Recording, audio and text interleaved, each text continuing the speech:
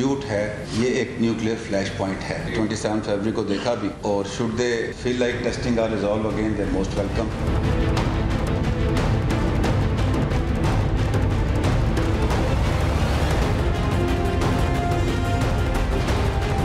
जब दिमाग में खराबी पैदा होती है ना, तो वो किया जाता है जो 5 अगस्त को किया गया, और जब कुछ सठिया जाता है ना, तो वो कहा जाता है जो वज़ीर दफ़ा ने कहा।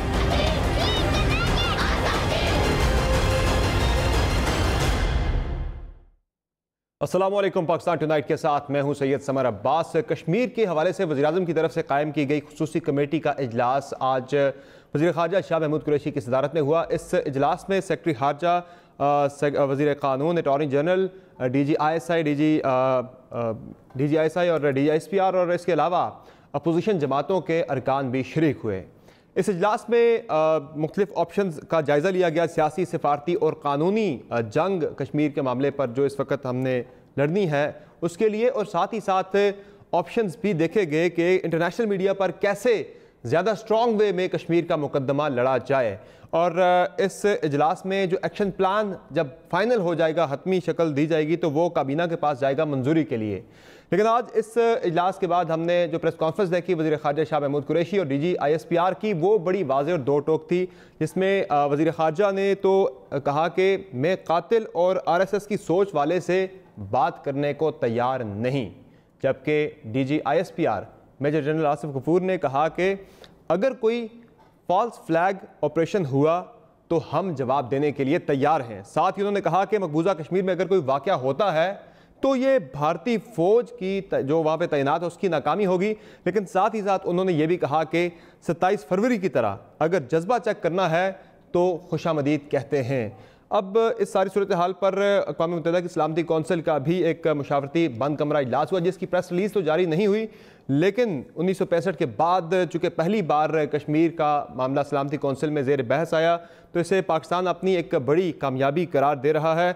अब ये मामला कैसे आगे बढ़ सकता है, पाकिस्तान के पास कौन कौन से ऑप्शंस हैं जो हम एक्सरसाइज कर सकते हैं, इस पर बात करने के लिए हमारे साथ मौजूद हैं जनाब अब्दुल बासित साहब, भारत में साबिक पाकिस्तानी हाई कमिश्नर रहे हैं। हमारे साथ मौजूद हैं lieutenant general diet Amjad Shoaib साहब, दिफाई तजज़ियाकार हैं। बहुत शुक्रिया आप दोनों मौजूद मेहमान का आपने प्रोग्राम में वक्त दिया। सबसे पहले जनरल साहब, आज जो बातचीत हुई DGISPR ने, सबसे पहले तो इस वक्त मौजूदा जो हालात चल रहे हैं, भारत की तरफ से ख़तरा है कि वो कोई फास्ट फ्लैग ऑपरेशन कर सकता है, कोई अटैक कर सकता है आज़ाद कश्मीर के अंदर। तो इस वक्त अगर उस तरफ हालात जाते हैं, तो हमने फरवरी में भी भारत पर, पूरी दुनिया पर वाज़े किया था कि अगर जंग छिड़ती है तो ये महदूद पैमाने की जंग नहीं होगी, बल्कि पाकिस्तान और भारत तक भी बात नहीं रहेगी, पूरा खित्ता इसकी लपेट में आएगा। जंग की जो बात होती है, कितने खतरात आप देख रहे हैं कि इस वक्त मंडला रहे हैं हमारे सरों पर? वाकई आपको लग रहा है कि हालात इस तरफ जा सकते हैं? बिस्मिल्लाहिर्रहमानिर्रहीम। देखिए, इसके जवाब तो मौजूद हैं कि भारत अगर वादी में कुछ कार्रवाइयाँ शुरू करता है, जैसे हमेशा के लिए तो कर्फ्यू नहीं रखा जा सकता, जब कर्फ्यू हटाते हैं तो उसके बाद अगर वहाँ पे बहुत बड़े बड़े एहतजाज होते हैं तो जो भारत का वतीरा रहा है वो उसको ताकत के ज़रिए दबाने की कोशिश करता है। लाज़मी बात है कि ह्यूमन राइट्स के पहले भी इश्यूज़ हैं इनके, जिनके ऊपर बहुत सारा बड़ी तनकीद है इंटरनेशनली, और ह्यूमन राइट वॉच की ये रिपोर्ट भी मौजूद है। दूसरी तरफ ये है कि जब अगर उन्होंने बहुत सख्ती की तो अक़वाम आलम की तवज्जो इधर होगी। सो तवज्जो हटाने के लिए या पाकिस्तान को अपने मकसद से हटाने के लिए ये काम किया जा सकता है कि जी कोई फॉल्स फ्लैग ऑपरेशन करवा दिया जाए, जाके उसको जवाब हो जाए। ये मैं इसलिए कह रहा हूँ कि भारत को पहले जो उसने फॉल्स फ्लैग ऑपरेशंस किए, जिसमें पठानकोट था, जिसमें उड़ी था, फिर पुलवामा हुआ, ये कभी हमने कंटेस्ट नहीं किया। हमने बस इतना कह के जनाब हमने नहीं कराया, तो उसके बाद भारत का झूठ खोलने की कभी हमने कोई मेहनत नहीं की, कोशिश नहीं की। हत्ता कि ये वाक़या यहाँ पे आ गई, बात यहाँ तक पहुँची कि जब पुलवामा का वाक़या हुआ और इधर भारत ने इल्ज़ाम लगाया, उधर पूरी दुनिया ने तस्लीम कर लिया और भारत को राइट दे दिया कि जनाब आप, भारत का हक हासिल है कि वो जाके चढ़ दौड़े। और इसमें भारत ने कोई तहकीकात का इंतज़ार नहीं किया, यानी खुद ही वाक़या कराया, फ़ैसला खुद किया और उसके बाद हमला भी खुद कर दिया। सो ये वो चीज़ है जो माइंडसेट, जब आपने इस चीज़ को एक तरह से लेजिटिमाइज़ कर दिया उसके लिए कि आप काउंटर ही नहीं करते इन चीज़ों को, तो वो क्यों ना करे दोबारा। उसके लिए ये बार बार खेल रचाना उसके लिए मुफीद है, क्योंकि वो उसको फॉरेन पॉलिसी के को एडवांस करने के लिए मदद देता है। तो पाकिस्तान ने इस दफ़ा ज़रा बेहतर किया है कि पहले से कहना शुरू कर दिया اور اس سے دو چیزیں کہ ایک تو پلوامہ کا جب کہا کہ جی فالس فلیگ پلوامہ ٹائپ ہو سکتا ہے، اس سے مطلب ہے کہ پلوامہ کا ہم بتا رہے ہیں کہ جھوٹ تھا، اور دوسری آگے بھی ہم کہہ رہے ہیں کہ جی یہ دوبارہ بھی اگر کوئی ایسا واقعہ کل کو ہوتا ہے تو بالکل پاکستان نے پہلے سے خبردار کر دیا، بالکل تیار رہنا بھی ہوگا ساتھ۔ باسط صاحب، اس وقت جو صورتحال آپ کے سامنے ہے انٹرنیشنلی بھی اور کشمیر کے معاملے پہ بائیلیٹرلی بھی، ہماری پاکستان کی اور بھارت کی جو اس وقت آپس میں تعلقات کی بات چیت بھی ہے، لیکن یہ معاملہ آپ دیکھیں تو سلامتی کونسل کا اجلاس تو ہو گیا جسے ہم اپنی بڑی کامیابی قرار دے رہے ہیں۔ ڈومیسٹکلی اگر ہم دیکھیں تو ہم نے جو اقدامات اب تک پاکستان نے اٹھائے ہیں، بھارت کے ساتھ سفارتی تعلقات کم کر دیے، اس کے علاوہ ہم نے ٹریڈ معطل کر دی، ٹرین سروس بند کر دی، ہم نے بس سروس معطل کر دی۔ اس کے علاوہ آج آپ نے دیکھا کہ ایک اجلاس ہوا کشمیر کے حوالے سے، جو کمیٹی قائم کی گئی ہے جس میں عسکری اداروں کے بھی نمائندے ہیں، جس میں ہمارے وزارت خارجہ کے اور وزارت قانون کے اور دیگر سول محکموں سے بھی ہیں۔ کلیکٹیو وزڈم اچھی بات ہے کہ ایک مل کے پالیسی بنے، آگے کا لائحہ عمل تشکیل دیا جائے، لیکن اب ممکنہ آپشنز ہمارے پاس کیا ہو سکتے ہیں؟ ہمیں فوری طور پہ کیا کرنا چاہیے؟ بسم اللہ الرحمن الرحیم، بہت شکریہ سمر۔ تھوڑا سا میں اگر آپ مجھے اجازت دیں گے تو میں مختصراً فالس فلیگ آپریشن کے بارے میں کچھ کہنا چاہتا ہوں۔ ضرور سر۔ آپ کو یاد ہوگا کہ برہان وانی کی شہادت 8 جولائی 2016 کو ہوئی، اور اس کے بعد پھر جب ہمارے اس وقت کے وزیر اعظم UNGA سیشن جا رہے تھے تو 18 ستمبر کو اوڑی کا واقعہ کروا دیا گیا، اور اس کے بعد پھر آپ جانتے ہیں جو کچھ بھی ہوا۔ میں اس وقت سمجھتا ہوں کہ اگر فالس فلیگ آپریشن بھارت نے کرنا ہے تو وہ مقبوضہ جموں اور کشمیر میں نہیں کروائیں گے، وہ کہیں پنجاب کے علاقے میں کروائیں گے جس طرح پٹھان کوٹ میں ہوا تھا۔ اور اس کی بنیادی وجہ یہ ہے کہ ایک تو ٹیررزم کا الزام لگے، اور دوسرا یہ ہے کہ کرتارپور کا جو کوریڈور کا جو منصوبہ ہے شاید اس میں تھوڑی رکاوٹ پیدا کرنا چاہیں گے۔ تو میری اسیسمنٹ ہے وہ یہ کہتی ہے، آئی مے بی رانگ، بٹ میری اسیسمنٹ یہی کہتی ہے کہ وہ اس وقت وہ کروانا چاہیں گے کہیں ایسٹ پنجاب میں۔ جہاں تک آپ کے سوال کا تعلق ہے کہ سلامتی، دیکھیے جہاں تک یہ مشاورتی یہ جو سر آپ نے جو سوری ٹو انٹرپٹ، جو آپ نے بات کی تھی فاسٹ فلیگ آپریشن کے حوالے سے، آپ نے کہا کہ یہ پنجاب میں ممکنہ طور پر ہو سکتا ہے، لیکن آج DG ISPR نے ایک بڑی زبردست بات کی، بڑی امپورٹنٹ بات کی کہ اگر پاکستان کی طرف سے کوئی شخص ملوث ہوتا ہے تو یہ غداری ہوگی کشمیر کاز کے ساتھ ہی۔ میں ذرا سنا دیتا ہوں DG ISPR نے آج کیا کہا اس بارے میں۔ کچھ فالس فلیگ آپریشنز پلوامہ کی طرح وہ کر سکتے ہیں، اور اس کو بنیاد بنا کر LOC کے پار پاکستان کی طرف کوئی ایکشن کر سکیں، تو اس سلسلے میں میں آپ کو یہ بتانا چاہ رہا ہوں کہ آپ کی مسلح افواج جو ہیں وہ تیار ہیں۔ جتنی فورسز انڈیا کی مقبوضہ کشمیر میں موجود ہیں، نیئر 900,000، ان کی موجودگی میں، اور اسپیشلی لائن آف کنٹرول سے آن ورڈ ان کے جو اپنا ڈیفینسو سسٹم ہے لیئرڈ، اگر ان کے مطابق کوئی ایک بندہ بھی پار کرتا ہے تو پہلے تو یہ ان کا فیلئر ہے۔ اچھا، DG ISPR نے کہا کہ اگر کوئی پاکستان کی طرف سے ملوث ہوا تو یہ سنگین غداری ہوگی کشمیر کاز کے ساتھ، لیکن باسط صاحب جس طرح بتا رہے ہیں کہ اس وقت وہ پنجاب میں کر سکتے ہیں کشمیر سے باہر نکل کر، تو وہاں تو پھر ظاہر ہے اگر یہ واقعی اگر واقعی DG ISPR نے یہ کہا ہے تو مجھے اس بیان پہ حیرت ہے، کیونکہ نہ تو اوڑی میں، نہ پلوامہ میں، نہ پٹھان کوٹ میں کبھی بھی کوئی ایسے شواہد ملے ہیں جس میں یہ بات ثابت ہو سکے کہ کوئی پاکستانی میں ملوث ہے۔ سو کہ ممبئی جو اٹیک ہے اس میں بھی بڑی ابھی کہانیاں موجود ہیں، لوپ ہولز ہیں، تو میں ایکسپیکٹ نہیں کرتا کہ DG ISPR نے یہ بات کہی ہو، لیکن اگر آپ فرما رہے ہیں تو شاید کہا ہو، اور مجھے اس پہ حیرت ہے اور یہ بات کرنی نہیں چاہیے تھی اصولاً۔ جہاں تک آپ کے سوال کا تعلق ہے، دیکھیے جہاں تک یہ جو غیر رسمی مشاورت ہوئی ہے، میں اس کو بہت بڑی فتح نہیں سمجھتا معذرت کے ساتھ، کیونکہ ہمارا جو اوریجنل مطالبہ تھا وہ یہ تھا کہ formal session who, open session who under article 37 of the UN charter, جو کہ نہیں ہو سکا۔ لیکن بہرحال ہمیں ان چیزوں کو ایک تاریخی فتح قرار دے کر نہیں کرنا چاہیے، یہ ایک اسٹیپ تھا۔ اگر ہمیں اس میں تھوڑی بہت اس طرح کامیابی نہیں ہوئی تو نو پرابلمز، ہمیں اپنی جدوجہد جاری رکھنی ہے۔ اور یہ جو ہے، کیونکہ دیکھیے یہ جو غیر رسمی مشاورت ہوئی ہے اس کا کوئی پریس اسٹیٹمنٹ بھی نہیں آیا بدقسمتی کے ساتھ، تو اس کا کوئی ریکارڈ نہیں ہے، یہ کوئی ریفرنس پوائنٹ نہیں بنتا، تو اس لیے اس کو تاریخی کامیابی قرار دینا میں سمجھتا ہوں کہ اپنے آپ کو بھی دھوکہ دینے والی بات ہے، اور ان ممالک کو بھی دھوکہ دینے والی بات ہے، اور ان کو یہ بتانا ہے کہ آپ نے بس جو کچھ کر لیے کافی، ہمیں اور کچھ نہیں چاہیے آپ سے۔ تو اس قسم کی جو لفاظی ہے اس سے میں سمجھتا ہوں ہمیں احتیاط کرنی چاہیے۔ اب آگے کیا کرنا چاہیے؟ تو ایک اسٹیپ ہو گیا جو آپ نے کر لیا۔ اب میں سن رہا ہوں کہ ابھی دیکھیے میری ایک تجویز تھی کشمیر سیل بنایا جائے، جموں اور کشمیر سیل فورن آفس، میں اسی طرف آ رہا تھا، وہ خدا کا شکر ہے کہ آج انہوں نے وہ تجویز قبول کر لی ہے۔ اب میری ایک تجویز تھی کہ ایک special envoy on Jammu and Kashmir بھی ہونا چاہیے جو اس سیل کو ہیڈ کرے تاکہ آپ کی ڈپلومیسی صحیح معنوں میں آگے چل سکے۔ ایک مجھے خبر مل رہی ہے کہ حکومت سوچ رہی ہے کہ ایک OIC کی جو فورن منسٹرز کانفرنس ہے اس کو بلایا جائے۔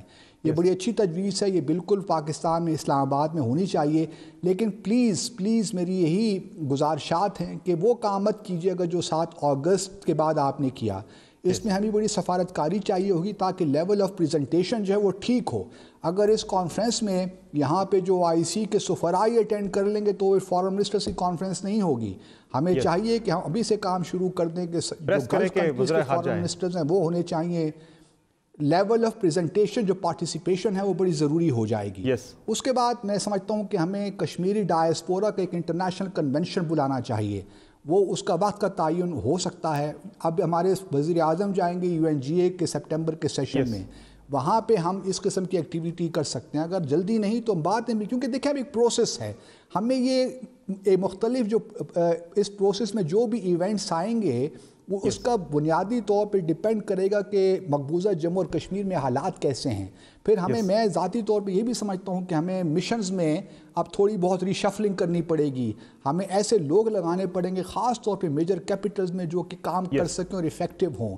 ہمیں انٹرنیشنل میڈیا کی طرف جانا ہے، تھنک ٹینکس کی طرف جانا ہے، انٹرنیشنل سول سوسائٹی میں پریشر بلڈ کرنا ہے۔ تو یہ کام ایک ملٹی پرونگڈ اسٹریٹجی کے تھرو ہوگا جو special envoy on Jammu and Kashmir should lead this process in my view. بالکل جنرل صاحب، جس طرح سے باسط صاحب فرما رہے ہیں کہ ایک اور بات ایڈ کر دوں کہ دیکھیے پبلک ڈپلومیسی کے ساتھ ساتھ economic diplomacy is very important, کیونکہ ہماری اکنامک جو صورتحال ہے ہم سب کو معلوم ہے، ہماری اس میں سفارتکاری تھوڑی سی اکنامک ڈپلومیسی میں کمزور رہی ہے۔ تو ہمیں کوئی ایسا ایک منصوبہ بنانا ہے، ایک اسٹریٹجی ایسی ترتیب دینی ہے جس میں یہ تمام آل انکمپنسنگ ہو، جس میں پبلک ڈپلومیسی بھی ہو، اکنامک ڈپلومیسی بھی ہو، اور جو ہمارے ہیومن رائٹس کے معاملات ہیں وہ بھی ہم سامنے لا سکیں مقبوضہ جموں اور کشمیر میں۔ تو یہ ایک بڑی کمپریہنسو چیز بنانی ہے، اور میں امید کرتا ہوں کہ جو کمیٹی بنی ہے وہ سفارشات جب اپنی پیش کرے گی کیبنٹ کو تو اس میں تمام چیزیں موجود ہوں گی۔ جنرل صاحب، جس طرح سے باسط صاحب نے فرمایا کہ ہمیں اقوام متحدہ کی سلامتی کونسل کے اس اجلاس کو کہ جس کی نہ کوئی پریس ریلیز آئی نہ وہ ریکارڈ پہ موجود ہے، اتنی بڑی اپنی تاریخی فتح قرار نہیں دینا چاہیے، آپ ایگری کرتے ہیں باسط صاحب سے؟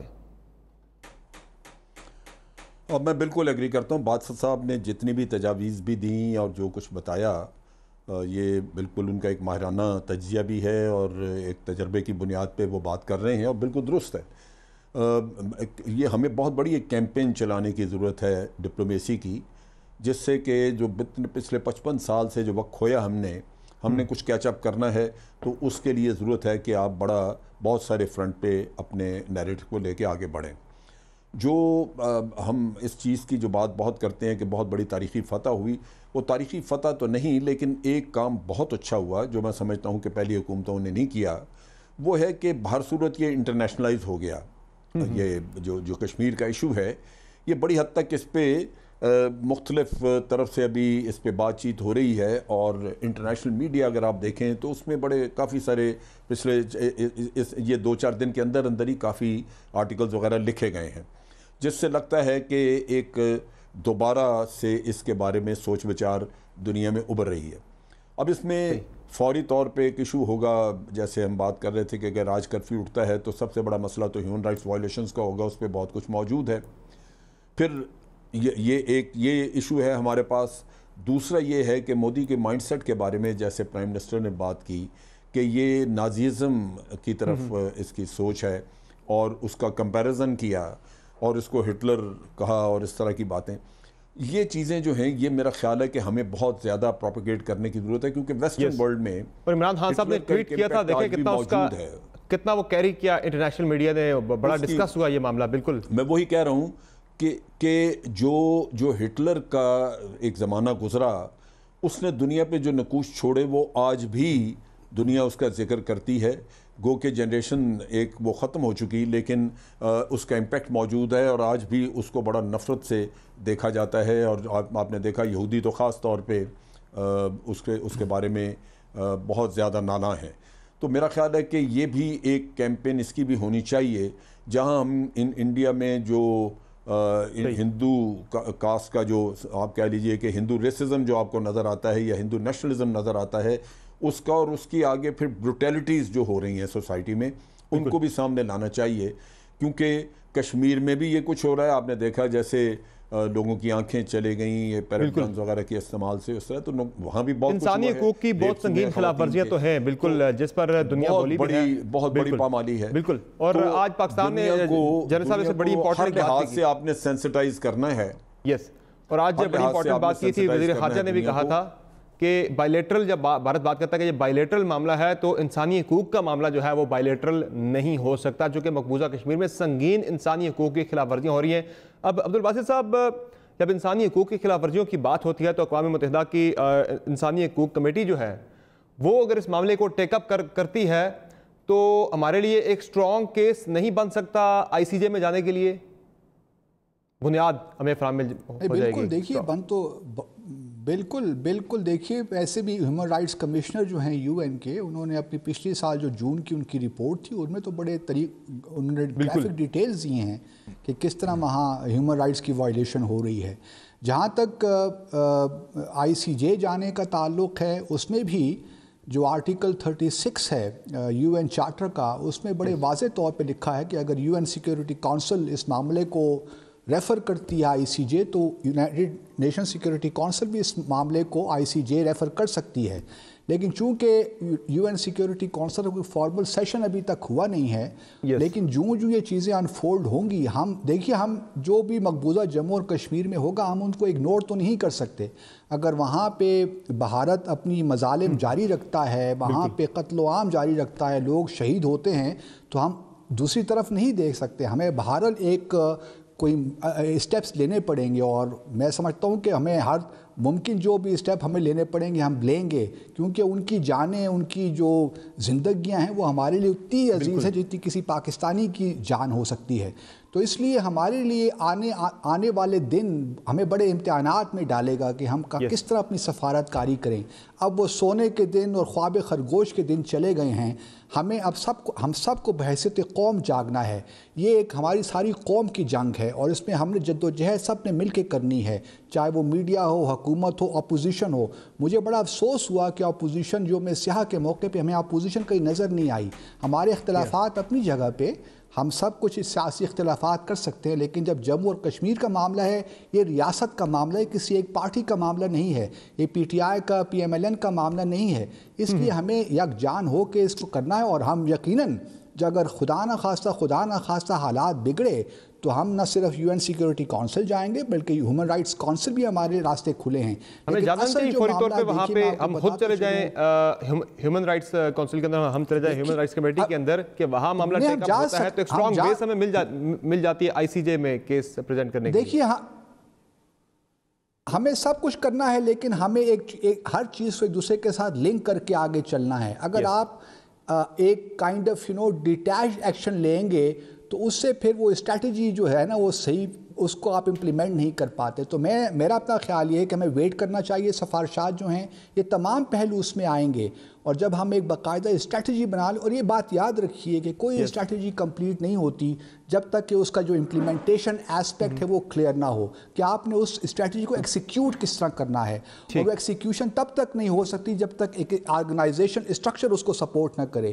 تو یہ تمام چیزیں بڑی امپورٹنٹ ہیں میرے حساب سے. اگر میں اس جگہ بیٹھا ہوں تو میں تمام چیزوں کو دیکھوں، کیونکہ یہ ایک دن کا واقعہ نہیں ہے. اب یہ 6 مہینے بھی لگ سکتے ہیں، 6 سال بھی ہو سکتے ہیں، 60 سال بھی ہو سکتے ہیں.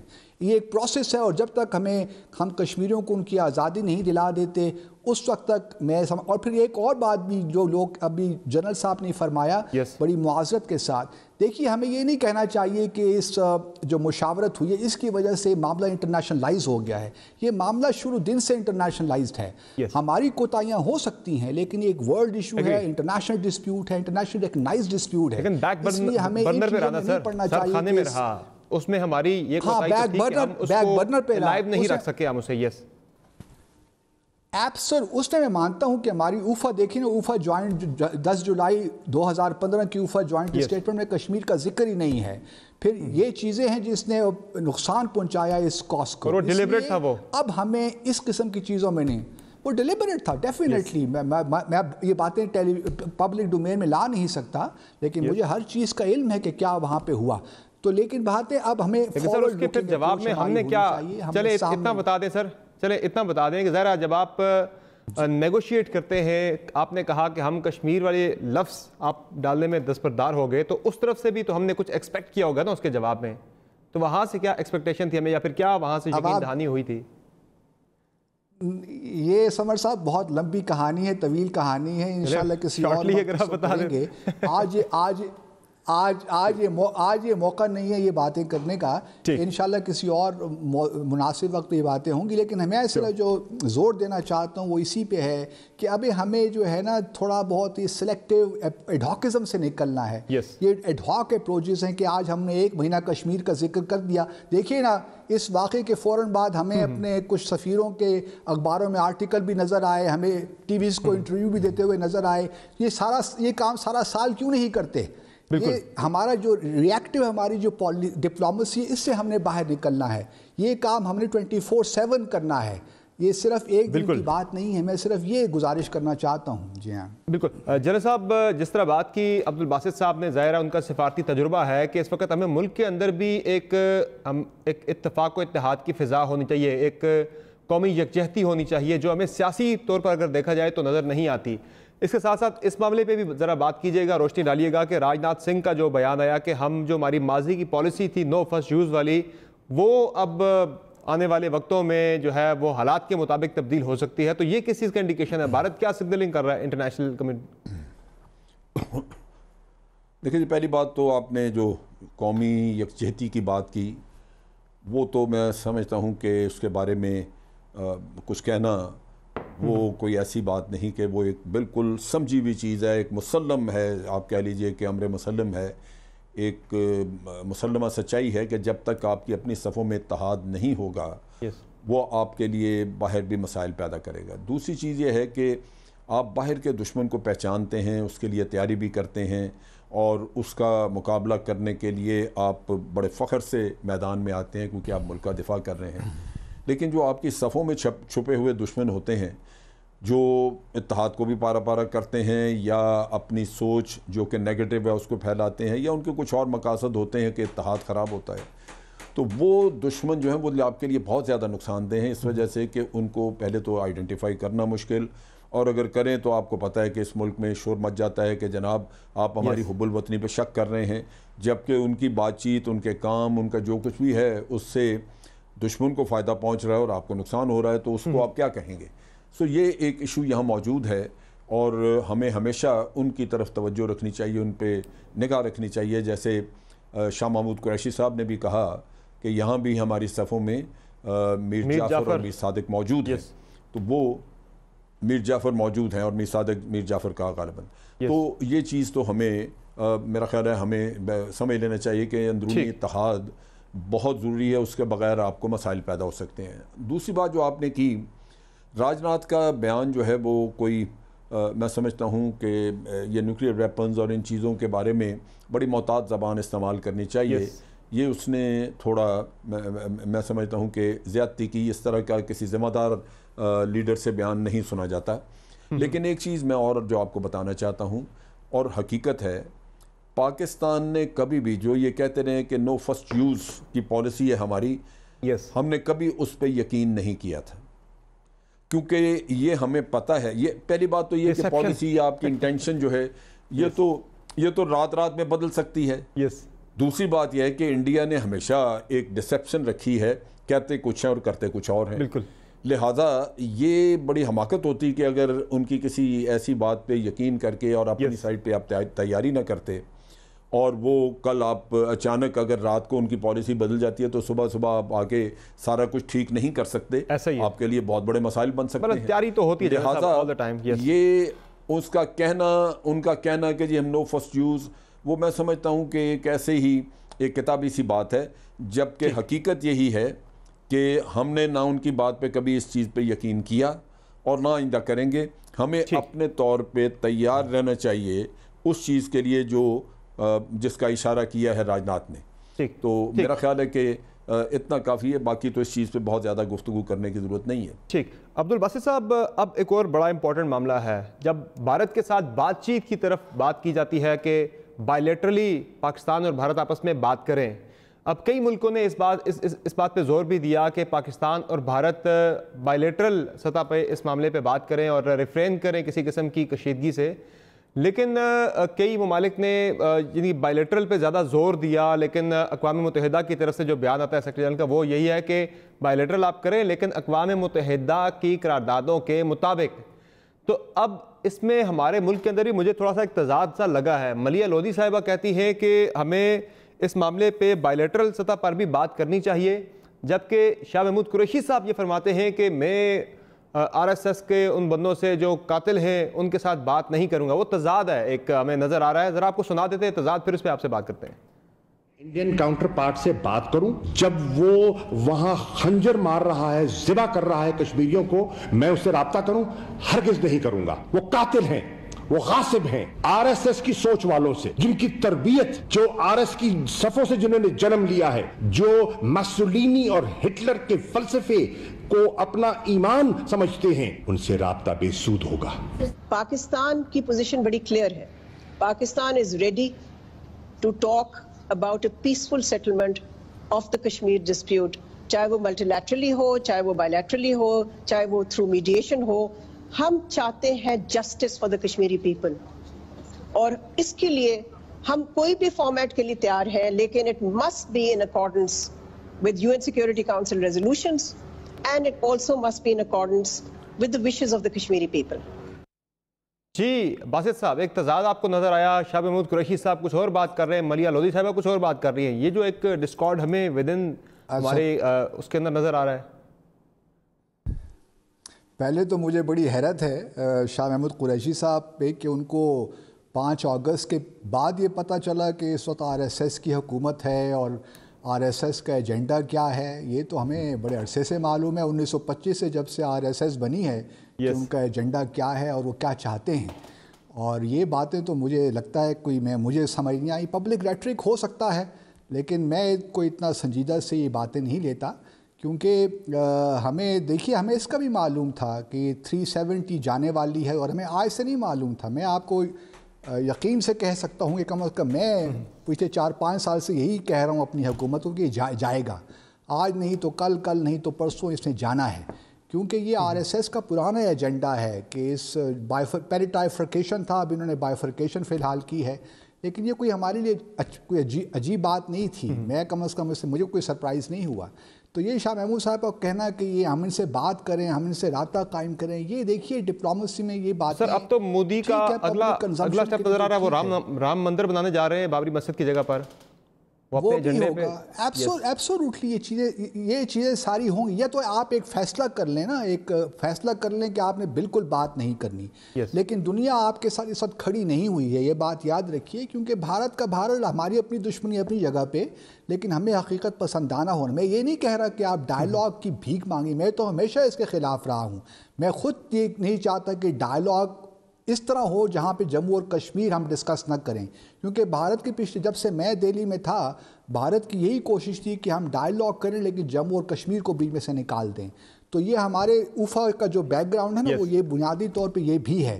تو اس لیے سے میں تو خود ڈائیلاگ جب تک ہمیں یہ ایشورنس نہ ملے کہ جموں اور کشمیر میں میننگ فل نتیجہ خیز مذاکرات ہوں گے, اس وقت ہمیں کوئی مذاکرات بھارت سے نہیں کرنے چاہیے. یہ بات پرنسپلی اصولی طور پہ بالکل ٹھیک ہے یہ موقف, لیکن یہ کہنا کہ ہم اس وجہ سے مذاکرات نہیں کریں گے کہ وہاں BJP کی حکومت ہے, یہ درست موقف نہیں ہے. کیونکہ الیکشن سے پہلے کچھ اور بیانات تھے, کچھ اور بیانات تھے, وہ تو مطلب وہ تو ان سے بات کرنے کو ترس گئے تھے, ٹیلی فون کرتے وہ خان صاحب کا وہ بیان بھی تھا کہ اگر نریندر مودی کی گورنمنٹ آتی ہے تو مسئلہ کشمیر شاید حل کی طرف جا سکتا ہے, کیونکہ کانگریس دباؤ میں ہوگی, یہ لوگ جا سکتا. اور آج تو اور وہ اگر ایک قدم لیں گے تو ہم 2 قدم لینے کو تیار ہیں. تو اس قسم کی باتوں ہم ان باتوں میں نہیں الجھانا چاہیے. جی اچھا سر، ایک وہ بات ہوئی تھی D G I S P R کے بیان کی کہ پاکستان کی طرف سے کچھ ہوتا ہے تو یہ کشمیر کاز سے غداری ہوگی. وہ ذرا میں آپ کو کانٹیکسٹ کے ساتھ سنا دیتا ہوں، شاید آپ کو کانٹیکسٹ اس کا اسی طرح سمجھ نہ آیا ہو. میں چاہتا ہوں وضاحت کے ساتھ وہ بیان آ جائے ذرا. جتنی فورسز انڈیا کی مقبوضہ کشمیر میں موجود ہیں نیئر 900,000، ان کی موجودگی میں اور اسپیشلی لائن آف کنٹرول سے آن ورڈ ان کا جو اپنا ڈیفینسو سسٹم ہے لیئرڈ، اگر ان کے مطابق کوئی ایک بندہ بھی پار کرتا ہے تو پہلے تو یہ ان کا فیلئر. ایسا کوئی بھی ایکشن اگر پاکستان کی طرف سے ہوتا ہے انڈیویجولی یا کسی اور طریقے سے، تو ہم یہ سمجھتے ہیں کہ وہ پاکستان سے اور کشمیر کاز سے غداری ہوگی. پاکستان کسی بھی صورت یہ افورڈ نہیں کر سکتا کہ کوئی ایک ایسا ایونٹ ہو کہ جس کی وجہ سے پاکستان کا جو موٹیو ہے، جو کشمیر کاز ہے، اس کو نقصان پہنچے. جی باسط صاحب، اسی پر کنکلوڈنگ ریمارکس آپ کے سر. اچھا، میں کیا کہہ سکتا ہوں، ایک بیان انہوں نے دیا ہے لیکن یہ میرے حساب سے بیان نہیں دینا چاہیے. دے دوں گا یہ چیزیں، اور جنرل صاحب زیادہ بہتر جانتے ہوں گے، لیکن جی وہ زیادہ کانٹیکسٹ کے ساتھ بتا دیتے ہیں. اس قسم کی دیکھیں، اور میں ایک اور ذرا گزارش کر لوں کہ دیکھیے آپ یہ کشمیر کمیٹی جو جنرل صاحب 30 سیکنڈ میں دے دیں کنکلوڈنگ ریمارکس. ہمارا ٹائم ضروری نہیں ہے کہ ہر میٹنگ کے بعد پریس کانفرنس بھی کی جائے. جنرل صاحب کوئکلی 30 سیکنڈ میں. جی دیکھیے، بات یہ ہے کہ بھارت کی ہمیشہ کوشش رہی ہے کہ جو کشمیریوں کی اپنی انڈیجنس جدوجہد ہے وہاں پہ، اس میں کوئی نہ کوئی کسی پاکستانی کا نام لا کے تو اس کو بدنام کیا جائے اور یہ کہا جائے کہ یہ جینوئن جدوجہد نہیں ہے، بلکہ پاکستان کی طرف سے جو لوگ آتے ہیں آ کے تو وہ یہاں پہ یہ کاروائیاں کرتے ہیں. اور یہ ہمیں پتہ ہے کہ جب پٹھان کوٹ کا واقعہ ہوا، ہم نے تحقیقات کی تو ہمیں پتہ چلا کہ بگرام وغیرہ کی جیلوں سے یہ کوئی 240 کے قریب پاکستانیوں کو لے گئے ہوئے اپنے پاس. اور جب کبھی انہوں نے کوئی ایل او سی پہ واقعہ دکھانا ہوتا ہے کہ جی پاکستان کی طرف سے ہی ہوا، تو ان میں سے 2-4 کو پکڑ کے لا کے وہاں گولی مار دیتے ہیں. اسی طرح کو واقعہ کیا ہے، اگر پٹھان کوٹ ہے تو ادھر 2-4 بندے مارے تو وہ یہی لا کے سمجھ گیا، یعنی کانٹیکٹ سمجھ آ گیا بیان کا. جنرل صاحب بہت شکریہ، میں پتہ لگ گیا تھا.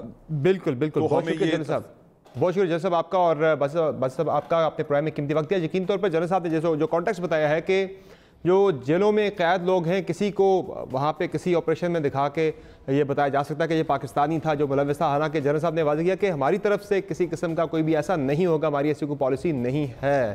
پرائم میں یہاں ایک بریک لیں گے، بریک سے واپس آئیں گے تو بات کریں گے پاکستان تحریک انصاف کی حکومت کو 1 سال ہو گیا ہے. پہلے سال میں حکومت کی معاشی کارکردگی کیسی رہی، اس پر بات ہوگی ڈاکٹر اشفاق حسن صاحب سے. ہمارے ساتھ رہے گا.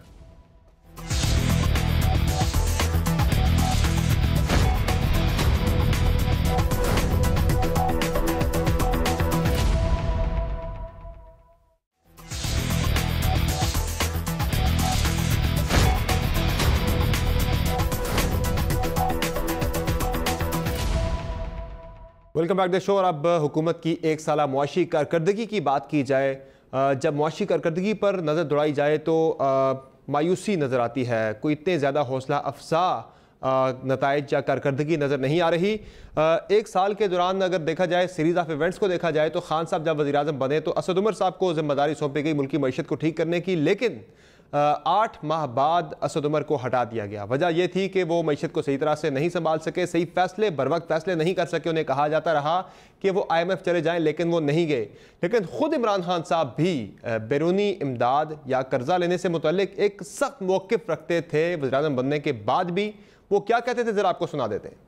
ہماری بڑی بری عادت ہے کہ ہم باہر کے ملکوں سے امداد اور قرضوں پہ گزارا کرتے رہے. لیکن جو قرضہ دیتا ہے نا، وہ پھر آپ کی آزادی لے جاتا ہے، آپ کی عزت لے چلی جاتی ہے. مجھے کتنا برا لگے گا کہ میں باہر جا کے لوگوں سے پیسے مانگوں، لیکن اگر مجھے کوئی کہے کہ کسی باہر والے ملک سے جا کے پیسہ مانگو، مجھے بھی شرم آئے گی، سارے ملک کی عزت چلی جاتی ہے. لیکن آج 1 سال بعد جب معاشی ٹیم بھی تبدیل ہو چکی، چیئرمین FPR نئے آگے، ایڈوائزر نئے آگے معیشت کے، فنانس کے، اور ساتھ ساتھ آپ نے دیگر بھی اسٹیٹ بینک کے گورنر کو بھی تبدیل کیا، لیکن نتائج کو دیکھا جائے تو آج شرح سود بڑھ چکی ہے، شرح نمو کم ہو رہی ہے. آپ نے ڈالر کی قیمت بڑھا دی روپے کے مقابلے میں، لیکن ہماری ایکسپورٹس جو ہیں وہ نہیں بڑھ سکیں. میں 1 سال کے اگر نمبرز کا جائزہ لوں، کچھ اعداد و شمار کا اگر میں جائزہ لوں تو 1 سال میں پٹرول 25 روپے فی لیٹر مہنگا ہوا ہے. ڈالر کی قیمت میں 39 روپے اضافہ ہوا ہے، شرح سود میں 7.5% اضافہ ہوا ہے، 10 کلو آٹے کے تھیلے کی قیمت میں 30 روپے اضافہ ہوا ہے، چینی کی قیمت میں 12 روپے، دودھ کی قیمت میں 10 روپے، سبزیوں کی قیمت میں 20 سے 40 روپے تک کا ایوریج اضافہ ہوا، جبکہ جون کے آخر تک حکومت 7,600 ارب روپے کا قرض لے چکی ہے۔ مہنگائی کے سرکاری اعداد و شمار اگر دیکھے جائیں تو جولائی میں 10.34%، یعنی نومبر 2013 کے بعد سب سے زیادہ۔ بجلی کی قیمت میں 2 روپے 77 پیسے فی یونٹ اضافہ ہو چکا ہے، جبکہ گیس کی قیمت میں 400% تک کا اضافہ اب تک ہو چکا ہے۔ اور اب تک کی کارکردگی کو کیسے ریٹ کرتے ہیں ڈاکٹر اشفاق حسن صاحب، معیشت کے ماہر ہیں، بڑے ایکسپرٹ ہیں، ماشاءاللہ استاد بھی ہیں، ان سے ہم جانیں گے۔ سر آپ کا ایک ویسے تجربہ ماشاءاللہ سے، آپ معلم ہیں، استاد بھی ہیں، آپ اس شعبے سے ہیں، تو میں چاہوں گا نمبر آپ دیں۔ ایک سالہ تحریک انصاف کی حکومت کی معاشی کارکردگی کو اگر آپ 10 میں سے نمبر دینا چاہیں تو کتنے نمبر دیں گے سر؟ جو بڑا ڈیفیکلٹ سوال ہے، اور نمبر دوں تو لوگ ناراض ہوں گے، نہ دوں تو آپ ناراض ہوں گے۔ سر جتنے بھی دے دیں آپ، سر یہ آپ تک ہے سر، یا اس نمبر دینے میں تجربہ آپ کا زیادہ ہے؟ آنیسٹلی اسپیکنگ میں 10 میں سے 4 نمبر تو ضرور دوں گا، 40% ہے، اور بہت زیادہ چیلنجنگ بھی ہے۔ صرف یہ نہیں ہے کہ چیلنجز ابھی ہوئے ہیں، اس حکومت نے انہیرٹ بھی کیا ہے بہت ملٹی ڈائمینشنل چیلنجز، لیکن مشکل یہ ہوا کہ جتنے بڑے ہمارے چیلنج تھے اتنی بہتر ٹیم نہیں لائے شروع میں، اور میں بار بار اس وقت بھی کہتا رہا اسد عمر صاحب کو کہ اپنی ٹیم وزارت خزانہ میں تبدیل کریں، کیونکہ یہ وہی لوگ بیٹھے ہوئے ہیں جنہوں نے معیشت کو یہاں پہنچایا ہے، اور آپ ان سے ہی بہتری کی توقع کر رہے ہیں۔ لیکن وہ بات نہیں مانے انہوں نے، وہ اسی سے چلاتے رہے، اور وہی لوگ تھے جنہوں نے تباہی کے دہانے پہ پاکستان کو پہنچایا، وہی ان کے رائٹ اینڈ لیفٹ میں اوپننگ بیٹسمین بنے ہوئے تھے۔ تو رزلٹ تو یہی آنا تھا نا جو ہوا۔ پھر لیکن سر جو آپ نے 10 میں سے 4 دیے، یعنی کہ جو 6 نمبر آپ نے کم دیے وہ کیوں دیے؟ کیوں آپ کو ظاہر ہے 5 ہوتے پھر بھی سیٹسفیکٹری ہوتی، یہ بلو اس کی وجہ یہ ہے، کیوں آپ کو کہاں کا نظر آ رہا ہے کہ خرابیاں ہیں، معیشت ٹھیک نہیں ہے؟ سب سے پہلے ٹیم ہے۔ ٹیم اس وقت بھی کمزور تھی، اور اسد عمر صاحب کو بہت مرتبہ کہا میں نے، اور ٹیلی ویژن کے ذریعے سے بھی ان کو میسج ملتا رہا کہ آپ جب پارلیمنٹ میں تقریر کرتے ہیں اور یہ کہتے ہیں کہ ہمیں اس حالت میں معیشت ملی ہے کہ آپ کی سوچ سے بھی زیادہ خراب ہے، تو وہ حقیقت بیان کر رہے تھے۔ صحیح۔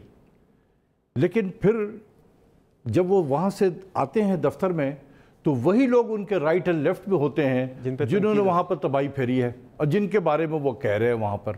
تو سر وہ تو آج بھی پھر ابھی جو ایڈوائزر ہیں نہیں، یہ تو نہیں آئے تھے اس وقت، وہ بھی تو پھر 3 سال نہیں چلے، اسد عمر صاحب کو ہٹایا ان کی ٹیم، میں یہی اسی کی طرف آنا چاہ رہا تھا۔ نئے آئے ہیں وہ بھی تو میں یہی آنے کی طرف اسی طرف آ رہا تھا کہ جتنے گمبھیر اکنامک مسائل پرائم منسٹر نے انہیرٹ کیا، میں اس لیے کہ پرائم منسٹر کو کہتا ہوں کہ انہوں نے انہیرٹ کیا کیونکہ باقی تو ان کے ہی ٹیم ہے، وہ جس کو جس پلیس پہ جو کھلائیں گے وہ کھیلے گا وہاں پر، لیکن جو کیپٹن آف دا ٹیم ہے وہ پرائم منسٹر ہیں۔ تو ان کی ٹیم جو ہے وہ ویسے تو اپنی جو سلیکشن کرتے رہے، جب وہ کپتانی کرتے تھے کرکٹ کی تو بہت ٹھیک سلیکشن کرتے تھے، یہاں پر انہوں نے ٹیم کی سلیکشن ٹھیک نہیں کی ہے، صحیح، جس کی وجہ سے آج ہم یہاں پر یہ نمبر جو آپ نے کہا کہ آپ نے کم دیا، میں نے اسی لیے کم دیا کہ ان کی ٹیم کی سلیکشن ٹھیک نہیں تھی، اور ہم بتاتے بھی رہے ہیں کہ ٹیم کی سلیکشن ٹھیک نہیں ہے، آپ چینج کریں اس کے اندر میں، آپ اچھے لوگ ہیں، آپ کہیں تو ہم آپ کو ہیلپ کرتے ہیں ان کو آئیڈینٹیفائی کرنے کے لیے، تاکہ آپ ان کا انٹرویو کر کے آپ ان کو اپنی جگہ پہ لے آئیں وہاں پر اچھی جگہ پہ۔ کون سے عوامل ہیں سر جس کی وجہ سے نمبر آپ نے کم دیے سر؟ ایک تو ٹیم ہوگی، ایک تو یہ ہو گیا ٹیم، دوسری چیز یہ ہے کہ آپ نے ایک کہا تھا کہ بہت زیادہ اسد عمر نے ٹائم لیا، وقت فیصلہ نہیں کیا۔ میرا نہیں خیال ہے کہ یہ بات صحیح ہے، یہ بہت بڑا ایک مس پرسیپشن ہے کہ حکومت میں IMF میں جانے کے لیے میں بہت دیر کی ہے، یہ بالکل مس پرسیپشن ہے۔ IMF میں حکومت بالکل اپنے ٹائم پہ گئی ہے جس وقت جانا چاہیے تھا۔ یہ کب گئے ہیں؟ ये सितंबर 2018 में गए। यस, एक हिस्टोरिक मीटिंग हुई और उस हिस्टोरिक मीटिंग के बाद उसी दिन उन्होंने फ़्लाइट पकड़ी, वो इंडोनेशिया गए। बिल्कुल। और वहाँ पर मैनेजिंग डायरेक्टर IMF से उनकी मुलाकात हुई और उन्होंने कहा कि जी हमने IMF में बेल आउट के लिए अप्लाई करना। उन्होंने कहा जी बिल्कुल कर दें। वो वापस आए, उन्होंने अप्लाई भी कर दिया। तो हमने सितंबर 2018 में गए। नेगोशिएशंस में टाइम लग गया था। टर्म्स नेगोशिएशन में टाइम इसलिए लगा कि मुझे एटलीस्ट ये मालूम था कि ये बहुत ही डिफ़िकल्ट प्रोग्राम होगा। सही, ठीक है ना। और मैं अपने तजुर्बे से ये कह रहा था। क्यों कह रहा था तजुर्बे से? कि इस वक्त जो पाकिस्तान के ताल्लुकात जो मेजर शेयर होल्डर हैं IMF के साथ, उस वक्त की बात कर रहा हूँ, बहुत ख़राब थे। सही, मेजर शेयर होल्डर के साथ में। और यही कैफियत सन 2000 में जब बिल क्लिंटन साहब पाकिस्तान आए थे, सिर्फ 6 घंटे के लिए आए थे, और उन्होंने ये भी कहा था कि मुशर्रफ साहब से हैंड शेक वाली तस्वीर भी अखबार में नहीं आएगी। तो उसके बाद जब गए तो हमने स्टैंड बाय अरेंजमेंट उनके साथ में किया। 10 महीने का प्रोग्राम था और 32 कंडीशन थे, टफेस्ट कंडीशन। तो उस वक्त भी हमने बहरहाल उसको इम्प्लीमेंट किया। मैं समझता हूँ कि ये जो प्रोग्राम है ये उससे भी ज़्यादा सख्त तरीन प्रोग्राम है। बिल्कुल अनरियलिस्टिक है, सख्त तरीन है और जानबूझ कर दिया गया है, क्योंकि हमारे ताल्लुकात जो थे वो मेजर शेयर होल्डर से उस वक्त अच्छे नहीं थे। सही। तो ये जब उन्होंने आते ही अपने मेज़ पर रख दिया कि ये चाहिए, ये चाहिए, ये करना है, ये करना है, असद उमर साहब तैयार नहीं थे। बिल्कुल। वो निगोसिएशन में लगे, बातचीत कर रहे हैं, ये कर रहे हैं, इधर से बयानात दे रहे हैं, उधर से दे रहे हैं, प्राइम मिनिस्टर से डिस्कस कर रहे हैं। प्राइम मिनिस्टर भी, उनकी 2 मरतबा मुलाकात हुई IMF के मैनेजिंग डायरेक्टर से, उन्होंने भी जाती बातें की, लेकिन वो टस से मस नहीं हो रहे थे। बिल्कुल सर, ठीक है ना। सर आपने तो इसमें वक्त जो लगा है, बिल्कुल इस वक्त में काफ़ी डैमेज कर दिया इकोनॉमी को। तो सर जो 4 नंबर आपने दिए हैं उसमें एक मेरी नज़र में जो मुझे एक मस्बत पहलू नज़र आता है वो ये है कि गवर्नमेंट इकॉनमी को डॉक्यूमेंट करने की कोशिश कर रही है। टैक्स फाइलर्स की तादाद में इजाफा हुआ है, 10 लाख का इजाफा हुआ है। ये मेरी नज़र में एक पॉजिटिव पहलू है। आप इसमें मज़ीद अगर इजाफा करें। बिल्कुल, आपने बहुत सही कहा। ये अगर मुझसे कोई पूछे ना कि इस हुकूमत के सबसे बड़ी कंट्रीब्यूशन क्या है 1 साल में, तो मैं कहूँगा कि कम से कम उन्होंने टैक्स देने वाले लोगों के दिल में खौफ पैदा ज़रूर किया है कि अब बचत नहीं हो सकती है, लिहाजा टैक्स नेट में आओ, और अगर नहीं आए और पकड़े गए तो उसको बड़ी बुरी तरीके से आपको उसके सज़ा भी भुगतनी पड़ेगी। तो ये जो डर और खौफ है, ये मैं देखता हूँ कि लोग आते हैं मुझसे पूछते हैं कि सर कैसे फाइल करना है, क्या रिटर्न फाइल करना है, तो मैं खुश होता हूँ कि यार ये आज से पहले इस शख्स ने कभी मुझसे पूछा नहीं था कि टैक्स कैसे फाइल करना है। मैं समझता हूँ कि ये ग्रेटेस्ट कंट्रीब्यूशन है। इस बजट में जो किया गया है, देखें इस बजट का डायरेक्शन बिल्कुल सही है। सही कि आप टैक्स नेट को ब्रॉडन करें, ज़्यादा लोगों को टैक्स नेट में लाएं, बिल्कुल सही है, लेकिन स्पीड हमने ज़रूरत से ज़्यादा पकड़ लिया। बिल्कुल 5500 पे डायरेक्ट चले गए। देखिए ये नहीं होना चाहिए था। मेरी भी ख्वाहिश है कि यार 8000 होनी चाहिए। मेरी ख्वाहिश है कि 8000 होनी चाहिए। वाई 5500? ठीक है सर, इस पे एक चीज़ और है, लेकिन ये भी हमें देखना होगा कि क्या हमारे अंदर वो सलाहियत है। देखिए जब आप इमारत बना रहे हो तो आपको देखना पड़ता है कि मेरी बुनियाद जो है वो मजबूत है कि ये इमारत खड़ी हो सकेगी कि नहीं हो सकेगी। तो सर क्विकली एक चीज़ और, डायरेक्शन की आपने बात की। अभी जो हालात चल रहे हैं इस वक्त, ज़ाहिर है मुश्किल है, गवर्नमेंट ने कुछ इनहेरिट किए और 1 साल समझने में वक्त भी लगता है, वो अपनी जगह पे चीज़ें। गवर्नर स्टेट बैंक जनाब बाकर रज़ा साहब ये कहते हैं कि मईशत हमारी जो हालात है वो दुरुस्त सिमत पे चल पड़े हैं हम लोग, गो के जॉब्स कम हुई हैं, इन्फ्लेशन बढ़ी है। तो आपको ये सिमत ठीक लग रही है, और अगर ये सिमत ठीक है तो कितना टाइम लगेगा मज़ीद मुआशी इस्तेहकाम आने में? सर मैं यहाँ पर सिर्फ रॉबर्ट बैरो का भी एक आया हुआ है आर्टिकल बड़ा सोशल मीडिया पे, जी, और मैंने भी बहुत सारे लोगों से शेयर किया है। और रॉबर्ट बैरो जो लोग नहीं जानते हैं उनके लिए, नाजरीन के लिए मैं आपको बता दूं कि इस वक्त ये दुनिया के one of the greatest macro economist हैं। ठीक है ना। एक थ्योरी है रैशनल एक्सपेक्टेशन ये इसके को इन्वेंटर में से हैं। रॉबर्ट लुकास जो था यूनिवर्सिटी ऑफ शिकागो के, और ये बैरो और लुकास जो हैं, ये दोनों ने मिल के ये काम किया था, तो ये उनको नोबेल इनाम मिल गया था। तो ये उस पाए के इकोनॉमिस्ट हैं। जब उस पाए के इकोनॉमिस्ट ये कहे कि IMF का प्रोग्राम कभी इकोनॉमी ठीक नहीं करता है बल्कि वो एडिक्शन क्रिएट कर देता है, Pakistan is empirical evidence to that addiction. हम 23वें प्रोग्राम में गए हैं ना सर। वो शॉर्ट टर्म होने की वजह से भी तो होता है कि हम वो फ्रेमवर्क जो देते हैं हम उस पर अमल दरामद नहीं कर सकते। देखिए, हमें दोबारा जाना पड़ता है। प्रोग्राम का जो है ना मेजर फ्लॉ है, जो है मेजर फ्लॉ इसमें ये है, one shoe fit for all. अगर किसी के और उसी हालात उसके पैर अगर बड़े हैं, जूता छोटा है, तो वो भी काम नहीं कर सकेगा, और किसी के पैर छोटे हैं, जूता बड़ा है, तो वो भी फिट नहीं होगा। तो ये प्रॉब्लम है, और वो सबों को फिट करने की कोशिश करते हैं, इसीलिए प्रॉब्लम हुआ है।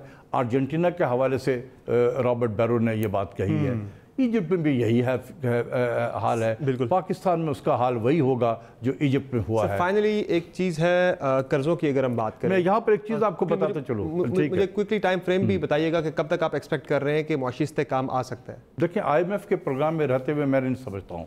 ठीक, अगर मैं कहता हूँ कि मुआशी इस्तेहकाम आ जाएगा तो मैं रॉबर्ट बैरो को नेगेट कर रहा हूँ, वो बहुत बड़े उस्ताद हैं। फाइनली सर, कर्ज़ों की अगर बात की जाए, 7600 अरब के कर्जे तहरीक इंसाफ की हुकूमत पहले साल में ले चुकी है, जो कि एक बड़ा फिगर है। आप तनकीद करते हैं 30,000 अरब कर्जे आपने ले लिए, लेकिन ख़ुद आपने 7600 अरब पहले साल में ले लिए हैं। इस रफ्तार से जा रहे हैं ये कर्जे, आपको कहाँ जाते नज़र आ रहे हैं 5 साल? देखें, अगर आप देखें कि सिर्फ डिवैल्यूएशन की वजह से इस 7,600 में 3,300 या 200 बिलियन जो है ना, वो तो सिर्फ डिवैल्यूएशन की वजह से उसका है। डिवैल्यूएशन ने ऐड किया है उसमें, बिल्कुल ठीक है ना, एक्सटर्नल साइड से। बाकी जो ऐड हुए हैं डोमेस्टिक साइड से, डोमेस्टिक कर्ज़ों में इजाफा हुआ है। डोमेस्टिक कर्ज़ों में इजाफा क्यों हुआ है? अगर डोमेस्टिक कर्ज़ों में इतना इजाफा हुआ है तो ये इस बात की अक्कासी है कि जो बजट का खसारा हमने बताया है कि ये 7.2% है, वो 7.2% नहीं है, उससे बहुत ज़्यादा है। तो जब ये चीज़ें रिकनसाइल होंगी, और आई एम श्योर कि IMF भी इसको रिकनसाइल करवाएगा हुकूमत से, तो आप देखेंगे कि ये 8.5-9% कौमी मजमूई पैदावार के बराबर होगा। क्योंकि कर्जा बढ़ता कहाँ से है? जब आपके रुपए और रेवेन्यू और एक्सपेंडिचर में गैप है, उस गैप को फिल करने के लिए आप बोरो करते हैं। ठीक है, जब बोरो करेंगे तो कर्जा बढ़ेगा। बहुत शुक्रिया डॉक्टर साहब, आपने अपना कीमती वक्त दिया प्रोग्राम में। नाज़रीन, आपने तफसीली गुफ्तगू मुलाहिज़ा की डॉक्टर इशफाक हसन की, जिनके उनका कहना है कि IMF प्रोग्राम में रहते हुए मुआशी इस्तेहकाम की तवक्को नहीं कर रहे, लेकिन एक अच्छी खुशाइंद बात यह है कि तहरीक इंसाफ की हुकूमत की इकॉनमी को डॉक्यूमेंट करने के लिए, टैक्स नेट को बढ़ाने के लिए जो इक़दामात हैं, वो एक सिम्त जो है वो बेहतर और हौसला अफजा दिखाई दे रही है। तो हम भी करते हैं कि आने वाले दिनों में मुआशी हालात ठीक हो, ज़ाहिर है मईशत बेहतर होगी तो पाकिस्तान के ओवरऑल हालात बेहतर होंगे। आज के शो में इतना ही, आपके फीडबैक का इंतज़ार रहेगा। इजाज़त दीजिए, अल्लाह हाफ़िज़।